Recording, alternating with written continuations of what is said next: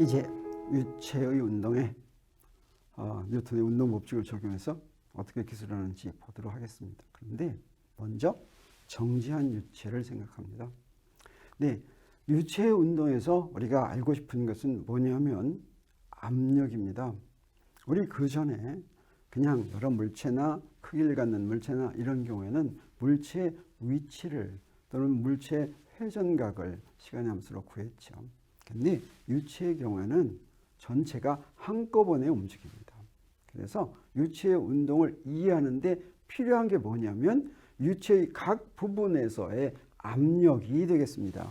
이 압력을, 유체가 이렇게 전체적으로 있는데 각 부분마다 압력이 어떻게 되는가 하는 것을 찾아내면 유체의 운동을 쉽게 잘 이해할 수가 있습니다. 그런데 그것을 알아내는데 유체의 운동을 두 가지로 나누어서 생각하면 이해하기가 쉽습니다. 첫 번째 어떻게 나누냐면 유체에게 뉴턴의 운동 방정식을 우리가 적용할 예정인데 그 뉴턴의 운동 방식을 적용하는 걸 체계적으로 하기 위해서 우리 처음에는 정지한 유체에 적용하도록 하겠습니다. 그 다음에 정지한 유체에 적용한 것을 잘 이해한 다음에 그 다음에 흐르는 유체에 적용하겠습니다. 이것이 우리가 이제 다른 유체가 아니라 다른 물체 운동에서 한 건 뭐냐면 정지한 유체는 평형 상태의 물체, 이거나 마찬가지입니다. 그 다음에 흐르는 유체는 운동 상태의 물체, 이거나 마찬가지입니다. 그런데 우리 크기를 갖는 물체나 이런 게에서는 정지한 상태는 너무 심플했죠. 우리 사실은 강체에서는 그런 경우에 무엇을 이용했습니까? 평형 조건을 이용을 해가지고 미리 주어지지 않는 힘, 수직 항력이나 장력이나 마찰력이나 이런 것을 구하는데 평형 조건을 이용했었죠. 자, 그거는 마찬가지로 우리 유체의 움직임을 구할 때 먼저 둘을 나누겠습니다. 정지한 유체와 흐르는 유체.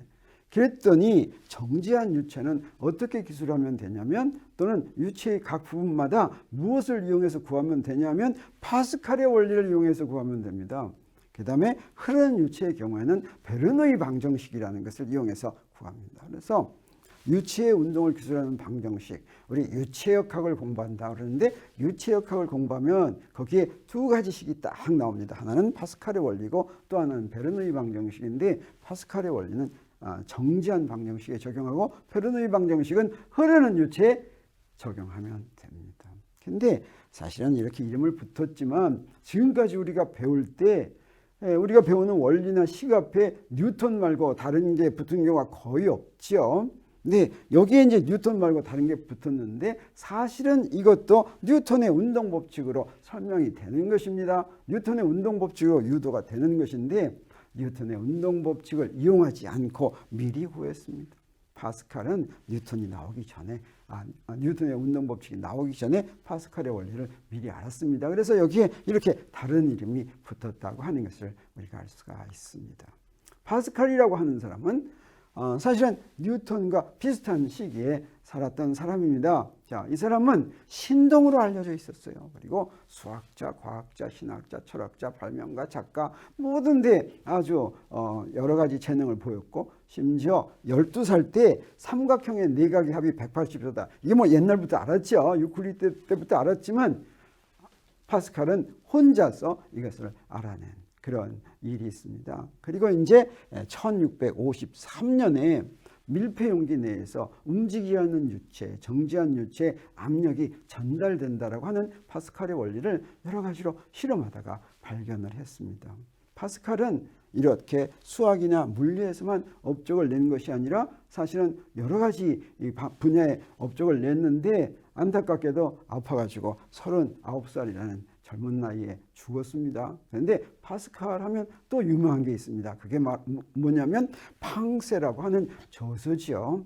이 저서에서 파스칼은 인간은 생각하는 갈대라고 하는 유명한 말을 남겼습니다. 그리고 또 어떤 저서가 유명하냐면 시골 친구에게 보내는 편지라고 하는 저서도 유명합니다. 네, 그러면 이 파스칼이 어떻게 해서 전 파스칼의 원리를 이제 찾아내는 실험을 하게 됐냐면 사실은 유럽에서 그때 한참 유체와 이런 것에 대해서 실험을 많이 했습니다. 그 선구적인 실험을 한 사람이 누구냐면 이태리의 토리첼리였습니다. 이 토리첼리는 무엇을 이용했냐면 수은을 가득 넣은 유리관을 수은에다가 거꾸로 세웠어요. 거꾸로 세웠더니 이 수은이 밑으로 쭉 내려오는 것이 아니라 높이가 어느 정도 딱 76cm에서는 더 이상 내려오지 않고 멈추는 것을 알았습니다. 그래서 이 실험으로 알게 된 게 바로 뭐냐면 저 꼭대기 저 빈 데가 진공이다. 아무것도 없는 것이다.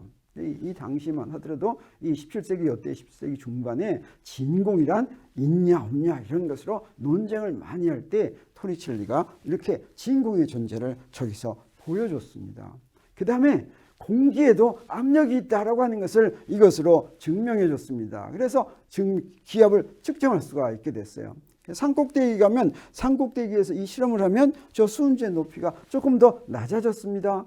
그리고 어떤 경우에 날씨가 흐리면 수은지의 높이가 조금 더 높아졌습니다. 이렇게 기압이 변한다라고 하는 것을 알았죠. 그래서 오늘날 1기압을 기압이 이렇게 커지다 작아졌다 하니까 무슨 기준을 세워야 되겠죠. 1기압을 어떻게 무엇으로 정했냐면 760mm Hg, 이거는 수은주 높이가 760 밀리미터다라고 하는 것입니다. 그래서 밀리미터 Hg, 이것은 이제 기압의 단위, 압력의 단위가 되겠어요. 또 1밀리미터 Hg를 1토르라는 그런 단위로도 부릅니다.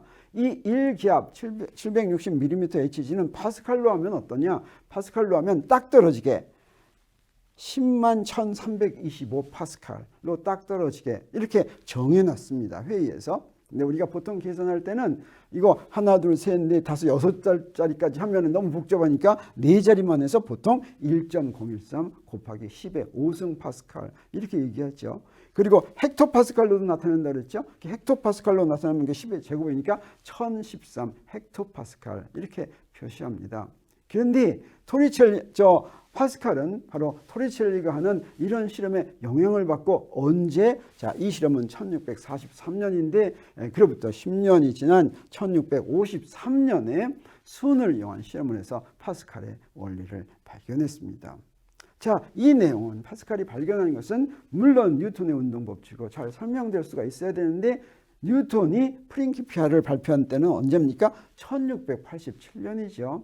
그래서 파스칼의 원리를 찾아낸 때보다 근 30년도 더 지난 뒤입니다. 그래서 뉴턴의 운동법칙이 나오기 전에 이 파스칼의 원리를 찾아냈다라고 하는 것이죠. 그러면 파스칼의 원리를 한번 우리는 뉴턴의 운동법칙으로 증명해 보도록 하겠습니다. 여기에 이렇게 유체가 있다고 하겠어요. 그릇은 그리지 않았습니다. 그랬을 때 이 유체가 움직이지 않는다고 하면 그러면 이 유체 내부의 압력이 다 다릅니다. 자, 그러면 우리 여기다가 어떤 것을 생각하냐면 유체에서 표면에서 이렇게 조그만 부분을 생각하겠어요. 표면에서부터 저 단면의 넓이는 ds라고 하는 미분으로 표시하겠습니다. 왜 그러냐면 미분이 되면 그 주위의 넓이에 따라서 막 압력 다르고 이런 거 생각하지 않아도 되죠. 자, 거기는 압력이 다 같다고 생각할 수가 있어요. 그래서 윗면, 단면의 넓이가 ds이고 높이가 여기가 ds입니다. 그리고 높이가 h인 그런 작은 부분, 가상적인 부분입니다. 이 가상적인 부분을 생각하겠어요. 원통 모양으로 생겼습니다. 자, 정지한 유체에서는 이 원통 부분이 안 움직여야지 되겠죠. 그러면 이때 이 유체의 밀도를 로라고 하면 유체의 위쪽 표면은 자, 공기가 누릅니다. 공기가 누르는 힘은 무엇과 같다고 그랬습니까? 압력에다가 넓이 곱하면 되죠. 그래서 위쪽에서는 그렇게 누릅니다. 그 다음에 유체의 표면에서 깊이가 h인 곳의 압력을 ph, 여기다 h 이렇게 한 건 깊이가 h다라고 하는 뜻이에요. ph라고 하면 그러면 그때에서는 어떻게 하냐? 그때에서는 그 밑에 있는 유체가 위로 누릅니다. 그래서 우리 어땠습니까? 정지한 유체에서는 압력이 모든 방향으로 작용한다고 그랬죠. 그래서 바로 이런 힘들이 작용하는데 이 가상적인 부분에 이런 힘들이 작용할 때 이런 원통 부분이 평행상태일 조건, 평행상태일 조건은 뭡니까? 합력이 0인 것이죠. 0인 조건을 이용을 해가지고 우리 무엇을 구할 수가 있냐면 표면에서 깊이가 h인 곳에 압력을 구할 수가 있습니다. 그럼 여기서 한번 해보도록 하겠어요. 어렵지 않습니다. 자, 이것만 따로 떼어냈습니다. 그러면 어떻게 됩니까? 네, 대기가 위에서 아래로 누르는 힘은 자 저렇게 면이 이렇게 있으면 그 면에 접촉하는 방향으로 수직으로 압력이 누른다 그랬죠. 그래서 그건 바로 뭐냐면 F1은 P0하고 거기에 넓이 하면 되겠습니다. 그 다음에 그래서 이렇게 누른다는 거예요. 윗면을 아래쪽으로 F1이라는 힘으로 누른다라고 할 수가 있겠습니다. 그리고 또 뭐가 있냐면 이 부분에 질량이 있죠. 따라서 지구가 잡아다니는 중력이 있겠어요. 그러면 그 질량은 어떻게 되냐면 밀도에다가 부피를 곱해야 되겠죠. 부피가 단면의 넓이가 ds고 높이가 h면 hds가 부피죠. 그 다음에 거기다가 중력과 속도를 곱한 게 바로 이게 중력이 되겠어요. 아랫방향으로 중력 작용합니다. 그리고 이제 윗방향으로는 뭐가 작용합니까? 저 면에 아래 유체가 있죠. 유체에서는 자 면과 수직하게 이렇게 또 작용하겠어요. 그래서 원통 아랫면을 위로 또 받치는 힘이 되겠어요. 또 받치는 힘. 이 힘은 뭐가 되냐? F2인데 그때의 압력에다 ds를 곱하면 되겠습니다. 이게 또 F2가 되겠어요. 그리고 물론 옆면도 이쪽으로 누르겠죠. 옆면 누르는 거는 옆으로 움직이지 않는다고 하는 사실은 이게 뭐예요? 옆면의 힘들은 전부 다 상쇄해서 없어지는 거니까 그건 따로 생각하지 않아도 되겠습니다. 그래서 평형 조건을 적용할 때 요 세 힘의 합이 0이다라고 하는 것만 이용하면 되겠어요. 그래서 요거 평형 조건 적용합니다. 세 개를 다 합했어요. 세 개를 다 합하면 어떻게 됩니까? 이렇게 되는데 다 합했는데 무엇으로 뽑아낼 수가 있습니까? ds로 다 뽑아낼 수가 있죠. ds가 다 있어요. 그리고 그 나머지만 뺄 것 같으면 어떻게 돼요? 네, pH가 뭐와 같습니까? P0 더하기 ρgh 그렇죠? 그랬더니 깊이가 h인 곳의 압력은 무엇만으로 결정이 됐습니까? 네, 대기압에다가 뭘 더했어요? ρg에다가 h를 곱한 거. 다시 말하면 깊이가 얼마냐에 따라서 깊이가 표면에서부터 깊이가 얼마냐에 따라서 그 압력이 딱 정해지는 것을 우리가 알 수가 있죠. 그래서 정지한 유체의 압력은 다른 거 하나도 상관없이 어떻습니까? 표면에서 깊이가 같으면 압력이 전부 다 같다라고 하는 것을 알 수가 있습니다. 물론 서로 다른 유체가 있으면 그건 안 되겠죠. 로가 바뀌는 유체가 섞여 있으면 안 되겠죠. 근데 한 가지 유체가 있다면 표면에서의 깊이가 같으면 압력이 전부 다 같다라고 하는 것을 알 수가 있습니다. 그래서 문제 하나 해보겠어요. 자, 이렇게 생긴 용기라고 그래도 좋고 댐이라고 그래도 좋습니다. 자, 그러면 여기 물이 이렇게 있는데 물에서 저 밑바닥에 세 A와 B와 C 이 세 군데에서 압력이 어떤 놈이 제일 클까? 다음 세 위치의 압력 사이의 관계가 옳은 것을 골라라. 저기 저 댐이 좀 이렇게 경사졌어요. 그러면 그 경사진 그 밑에서는 조금 압력이 작지 않을까? 그래서 네, PA가 제일 작지 않을까? 뭐 이런 겁니다. 이 중에서 이 압력 어떤 게 제일 크고 어떤 게 제일 작은지 고르라고 하면 어떻게 대답해야지 됩니까? 네, 모든 압력은 정지한 유체에서 압력은 무엇만에 의해서 결정됩니까? 네. 표면에서의 깊이만에 의해서 결정되죠. 근데 A, B, C가 모두 깊이라는 건 뭡니까? 표면에서부터 연지가 아래로 이렇게 내려야 되죠. 그래서 이 세 개가 전부 깊이가 같기 때문에 압력이 전부 같다라고 하는 것을 우리 잊어버리면 안 되겠습니다. 그러면 파스칼은 사실은 이 뉴턴의 운동 법칙 없었는데 어떻게 알아냈느냐? 실험을 알아냈습니다. 실험으로. 자, 이렇게 유체가 있다면 무엇을 알았냐면 여기서 힘을 주면 저쪽에서 힘을 줬습니다.